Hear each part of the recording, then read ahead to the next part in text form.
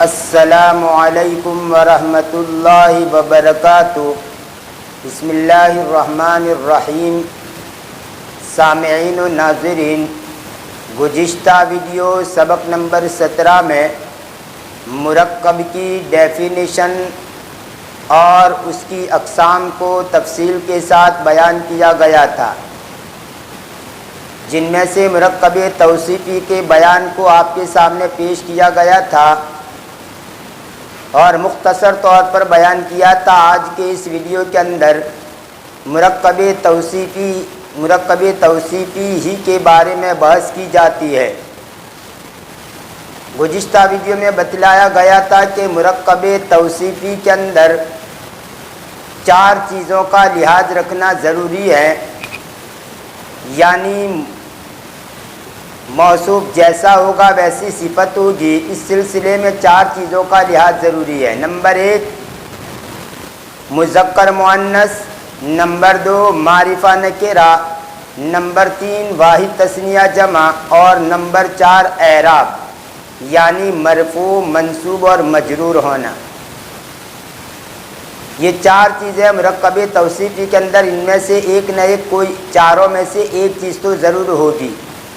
آج کے اس ویڈیو میں انہی کی میں کچھ مثالیں آپ کے سامنے پیش کر رہا ہوں اور کچھ پیج آپ کے سامنے پیش کر رہا ہوں، تاکہ مرکب توصیفی کی اچھی طرح وضاحت آپ کے سامنے آ جائے۔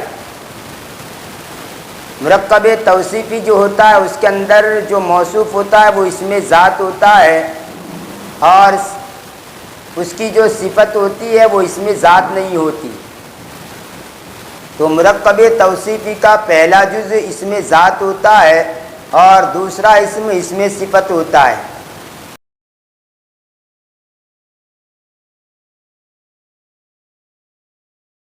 مرکب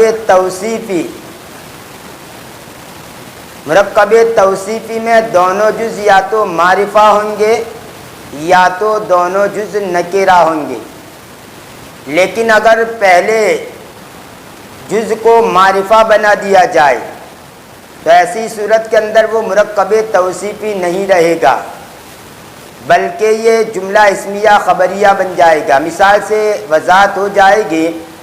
اگر کوئی بھی پوچھے مرکب توصیفی کے اندر اور جملہ اسمیہ خبریہ کے اندر کیا ڈیفرنس ہے، کیا فرق ہے، تو آپ سیدھے سادے انداز میں کہہ سکتے ہیں کہ مرکب توصیفی میں دونوں جز یا تو معرفہ ہوں گے یا تو دونوں جز نکرہ ہوں گے، لیکن جملہ اسمیہ خبریہ کے اندر پہلا جز معرفہ ہوگا اور دوسرا جز نکرہ ہوگا۔ بس اتنا ہی فرق ہے، زیادہ اور کچھ فرق نہیں ہے۔ تو آئیے ہم دیکھتے ہیں، مثالوں سے اس کو سمجھتے ہیں، تاکہ بات اچھی طرح کلیئر ہو کر سامنے آ جائے۔ تو لیجئے چند پیج آپ کے سامنے اس سلسلے میں پیش کیے جاتے ہیں۔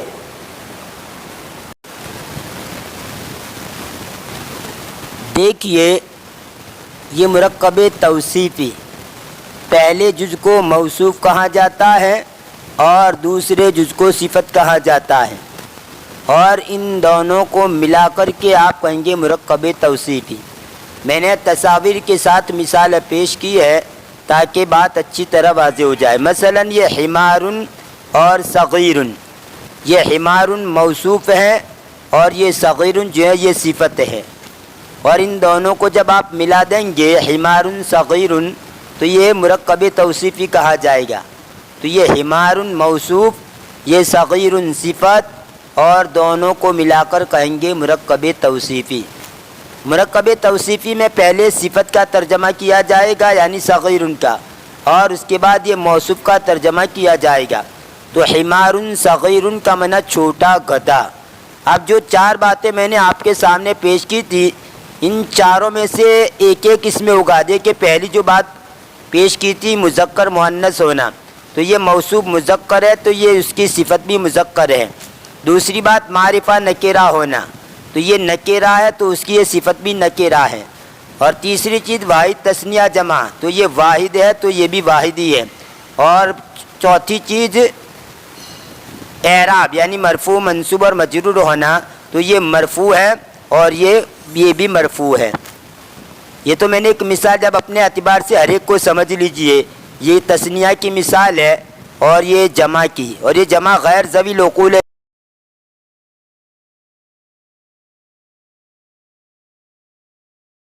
کہ جمع غیر ذوی العقول ہو تو صفت واحد مؤنث آتی ہے، اس لیے یہاں پر یہ صفت واحد مؤنث لائے۔ اب چلیے ترجمہ دیکھتے ہیں۔ حمار صغیر، چھوٹا گدھا، حماران صغیران، دو چھوٹے گدھے، حمر صغیرۃ، چھوٹے گدھے۔ اب یہاں پر میں نے 3 لکھے ہیں، 3 گدھے، لیکن اس سے مراد 4 5 یا جتنے بھی ہو، یہ تو سمجھانے کے لیے میں نے یہاں پر 3 گدھوں کی تصویر دی ہے، یعنی جمع مراد ہے۔ حمر صغیرۃ، چھوٹے گدھے۔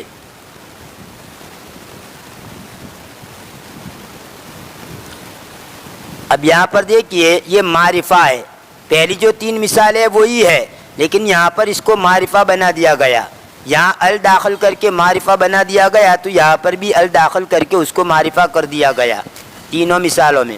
الحمار الصغیر، چھوٹا گدھا، الحماران الصغیران، دو چھوٹے گدھے، الحمر الصغیرۃ، سب چھوٹے گدھے۔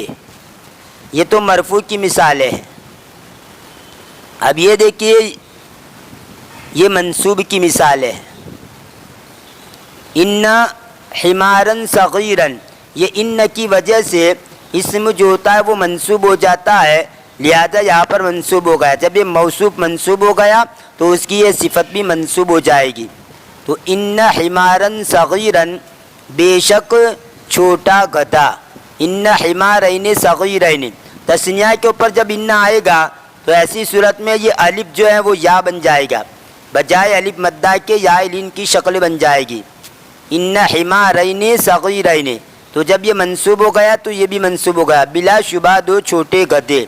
ان حمرا صغیرۃ، بلا شبہ سب چھوٹے گدھے۔ یہ منصوب کی مثال ہے اور نکرہ ہے۔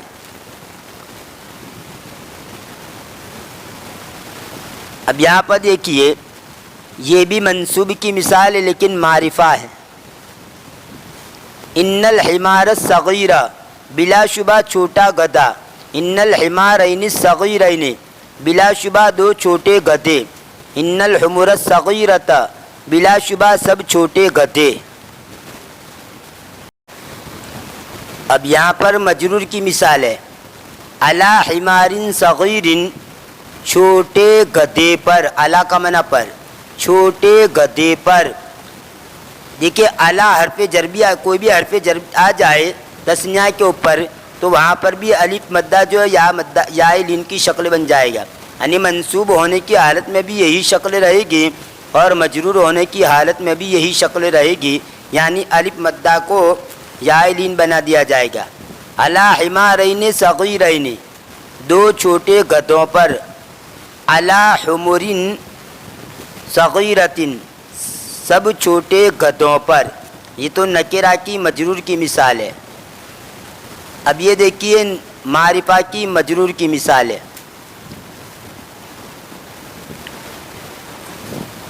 علی الحمار الصغیر، چھوٹے گدھے پر، علی الحمارین الصغیرین، دو چھوٹے گدھوں پر، علی الحمر الصغیرۃ، سب چھوٹے گدھوں پر۔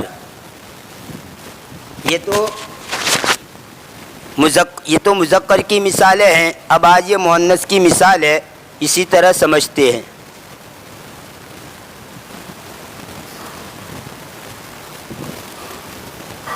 شاۃ صغیرۃ، چھوٹی بکری، شاتان صغیرتان، دو چھوٹی بکریاں۔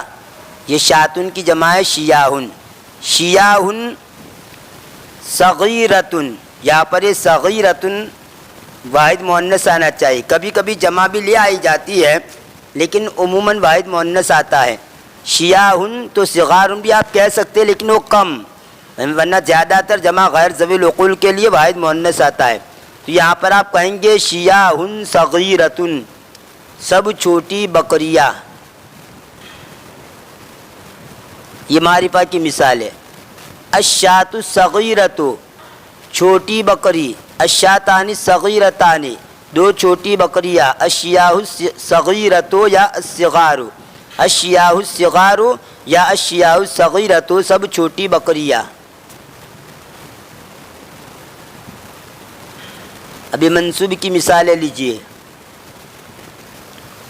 ان شاتن صغیرتن، بلا شبہ چھوٹی بکری، ان شاتین صغیرتین، بلا شبہ دو چھوٹی بکریاں، ان شیاہن صغارن یا صغیرتن، بلا شبہ سب چھوٹی بکریاں۔ یہ منصوب کی نکرہ کی مثال ہے۔ اب یہ لیجئے منصوب معرفہ کی مثال ہے،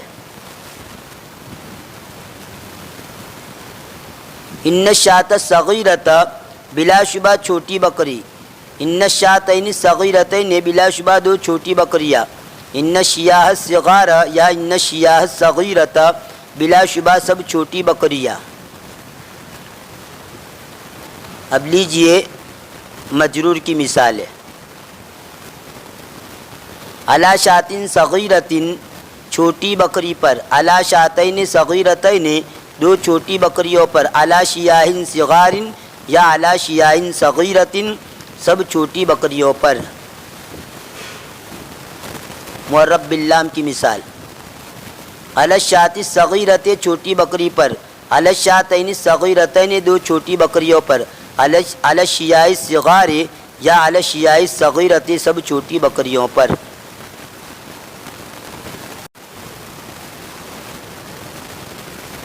رجل ضعیف، کمزور آدمی، دیکھیے کمزور ہے، اور رجل قوی، طاقتور آدمی، یہ طاقتور ہے۔ رجل نحیف، دبلا آدمی، دبلا یعنی پتلا، یہ دیکھیے پتلا آدمی ہے، اور رجل سمین، موٹا آدمی، تو یہاں پر دیکھیے یہ موٹا آدمی ہے۔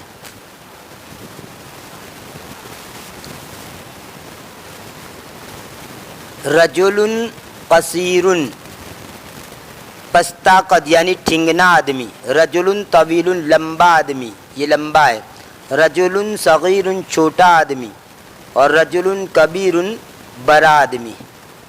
تو یہ سب مرکب توصیفی کی مثال آپ کے سامنے پیش کی۔